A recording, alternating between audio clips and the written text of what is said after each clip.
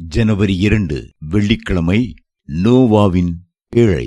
அன்றைய தினமே நோவாவும் நோவாவின் குமாரராகிய சேமும் காமும் யாபேத்தும் அவர்களுடனே கூட நோவாவின் மனைவியும் அவன் குமாரரின் 3 மனைவிகளும் பேழைக்குள் பிரவேசித்தார்கள். ஆதியாகமம் 7:13. நீங்கள் புதிய வருடத்தில் கர்த்தருடைய கிருபைக்குள் பிரவேசித்திருக்கிறீர்கள். கர்த்தருடைய அளவற்ற அன்புக்குள்ளே, தயவுக்குள்ளே, காருண்யத்துக்குள்ளே பிரவேசித்திருக்கிறீர்கள். கிறிஸ்துவுக்குள் வாழும் உங்களை கர்த்தர் நிச்சயமாகவே கண்மணி போல பாதுகாத்து உயர்த்தி அருளுவார். மோசே பிறந்தபோது எகிப்தின் பார்வோனுடைய கொடுமையான சட்டங்களுக்கு தன் மகனை தப்புவிக்கும்படி அவனது தாய் ஒரு சிறு நாணல் பேழையை செய்தாள்.